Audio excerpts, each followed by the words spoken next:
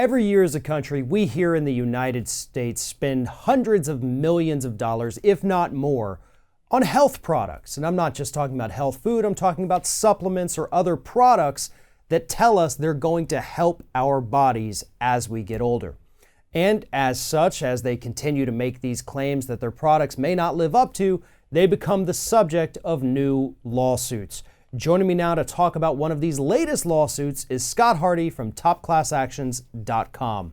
So Scott, let's start by talking about this joint juice class action. This is a product I've never actually heard of, but apparently a lot of people have used this product because it told them it was going to make their joints better. And as the lawsuit states, really didn't happen at all, did it? Exactly. The issue we have with the joint juice class action and that we have with a lot of these glucosamine class actions is that there's not a lot of scientific studies to back up the effect of glucosamine. And specifically, if you're taking glucosamine, you might have to take a whole heck of a lot of it. It's kind of like the probiotics we've talked about in the past. So the question becomes, what are people actually drinking joint juice for? And as the class action states, people are buying joint juice to try to go ahead and help their joints out, help their knees, help their elbows, help their shoulders. But the active ingredient in it, which of course is a mix of glucosamine and chondroitin sulfate, doesn't actually do anything scientifically, at least. At least there are no major scientific studies that support their statement that joint juice will help your joints. And of course, you've got a lot of older people that are buying these. They have arthritis, they have other problems, and they're hoping that what the class action alleges is really just kind of overpriced Gatorade or water. It's going to hydrate you, but it's not going to hydrate your joints. And that's what the class action is trying to help out the buyers of joint juice with, is to get some money back in their pockets because they feel this is more of a modern day snake oil.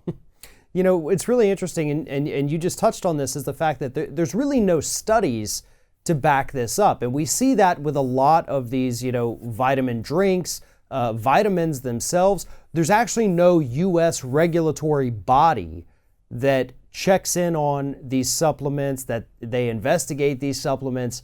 It's really a very unregulated market, and that gives these, producers of these things, it kind of gives them a little bit of leeway to make the claims that they want to make because there's nobody looking over their shoulder. And that's one of the main reasons why lawsuits like this are so important. The regulators don't exist for this particular industry, and the only way to hold them accountable or to get them to stop, being deceptive in their marketing is through these lawsuits. Exactly. Without a class action, you would have the joint juice manufacturer continue to sell their drink to consumers in the U.S., and those consumers may or may not go ahead and keep buying it.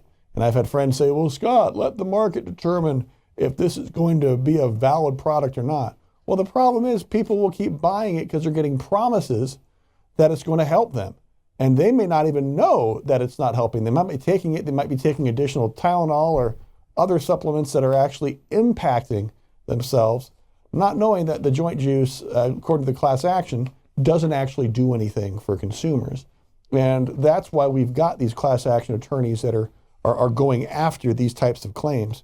And I personally know at least one of the attorneys that's involved in this class action. And I can tell you that, this specific sector is his bailiwick. This is what he goes after. He knows this area of law and supplements and what works and what doesn't and what are valid cases to go after. So I think joint juice is going to have a very uphill battle in trying to beat this, at least with these lawyers at the helm.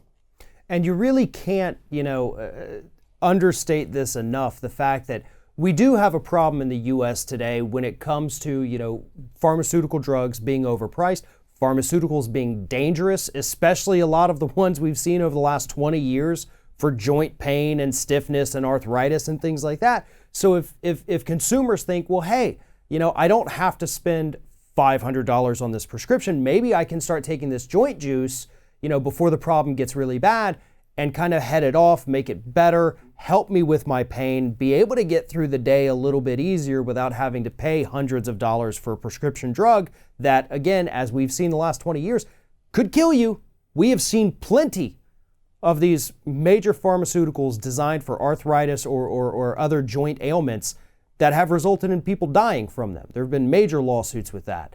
So yeah, we have a public that is afraid of drug companies, both for price gouging and for product safety. And then you have these companies come in, like the joint juice people, and they say, well, hey, you don't need the expensive prescription drugs. We can help you with our product because it has glucosamine, and we're going to make all these claims about glucosamine. So I don't want to say that there's nobody we can trust right now, but it almost feels like that at times when we go through these stories. Right. Do your research. If you're a consumer and you're you're taking something like this and you think it might help, let Google do some research for you, see how effective that supplement is. Do a search for glucosamine clinical studies and see how effective it is. And more importantly, see how much of a certain supplement you would have to take for it to be effective. Because you're going to have a lot of people that will say, hey, this has a magic substance in it, which is clinically proven to cure your ills, but they don't put enough of it in the actual drink or food or whatever they're giving you to make it effective. Absolutely. Beautifully spoken. Great advice. Scott Hardy, topclassactions.com. Always a pleasure talking to you. And if anybody wants more information about this or any of the issues that Scott and I discuss, follow the link in the description of this video. Head on over to topclassactions.com. Everything you need as a consumer is right there for you. Scott Hardy, thank you very much. You're welcome. Thanks for your time, Farron.